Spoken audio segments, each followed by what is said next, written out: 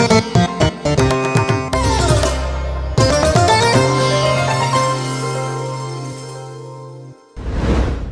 अति प्रियो, यीशु मसीह के नाम से अभिवादन करता हूँ। आप एक गुफे को देख रहे हैं ना, इसको कहते हैं सिदकिय्याह का गुफे के नाम से कहते हैं। यरूशलेम की शहर के नीचे रहने वाला गुफा का हिस्सा है। इसको और एक नाम भी देते हैं, सुलेमान का गुफा के नाम से भी इसको जानते हैं। हजारों लोग इसके अंदर छिप सकते हैं। आप कह सकते हैं कैसे ये संभव, हजार लोग कैसे अंदर आएंगे। एक गुफा के हिस्से से बातें कर रहे हैं। जब सिदकिय्याह नामक राजा यहाँ पर शासन किया था, उस वक्त बाबुल के लोग ने इस पर चढ़ाई किया था। उस वक्त सिदकिय्याह राजा ने इसी गुफा में वो के भाग गया करके कहते हैं। और दूसरा नाम भी इसके लिए दिया गया, जैसे मैंने कहा है सुलेमान का गुफा।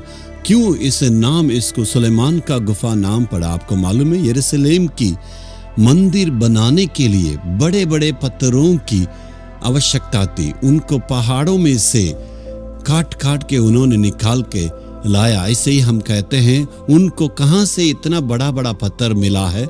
जी हाँ, जो आप देख रहे हैं इस गुफा में से ही उन्होंने काट काट के बड़े बड़े पत्थरों को काट के निकाला। आज इस गुफा को आप देखते हैं, बिना खंभा का इतना बड़ा गुफा खड़ा है। इसका मतलब बीच बीच में उन्होंने पत्थरों को काट के निकाला। इसी के द्वारा यरूशलेम का मंदिर बनाया गया। आज परमेश्वर का वचन क्या कहता है? पहला इतिहास 29 अध्याय का 12 वचन में, और सब लोगों को बढ़ाना और बल देना तेरे हाथ में है।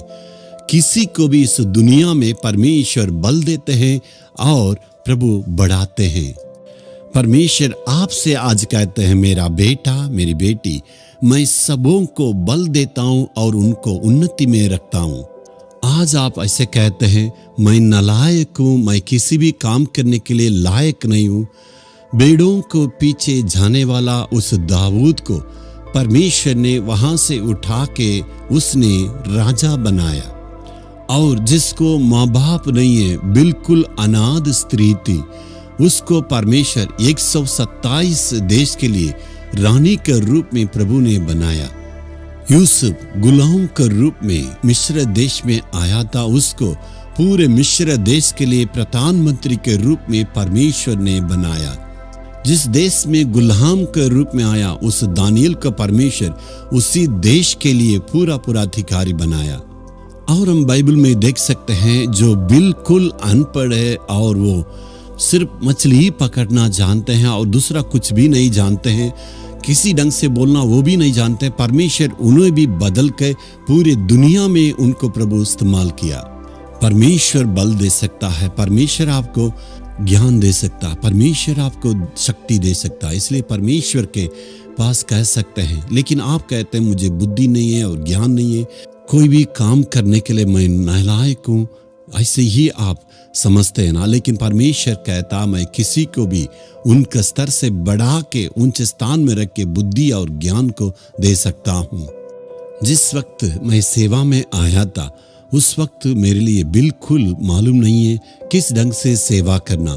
संसार का अनुभव नहीं, बाइबल की नॉलेज नहीं है। और कॉलेज में पढ़ते वक्त 6 महीना में परमेश्वर ने ऐसे परिस्थिति को लाया, मैं कॉलेज में भी ठीक से वहाँ पर पढ़ाई को पूरा नहीं कर सका। उस वक्त में मैंने सेवा में आने के चलते परमेश्वर से विनती किया, हे प्रभु मुझे कुछ भी मालूम नहीं है, बुद्धि नहीं है और अनुभव नहीं है, ज्ञान नहीं है, क्या करूँगा। परमेश्वर ने कहा, बिल्कुल अपने आप को अर्पण करो। मैं प्रभु के लिए अपने आप को अर्पण करने से परमेश्वर ने अद्भुत रीति से मुझे इस्तेमाल किया और काम किया है। आपके लिए भी वो करेगा। मेरे प्यारे नौजवान बेटा बेटी, आप कहते हो मैं नालायक हूँ, मेरे पास कोई ज्ञान नहीं है, बुद्धि नहीं है, अनुभव नहीं है। लेकिन क्या आप अपने आप को परमेश्वर के पास अर्पण करने के लिए आज तैयार हैं? आप अपने आप को अर्पण करने से वो पर्याप्त है। परमेश्वर आपको बल दे के, ज्ञान दे के प्रभु आपको इस्तेमाल करेगा।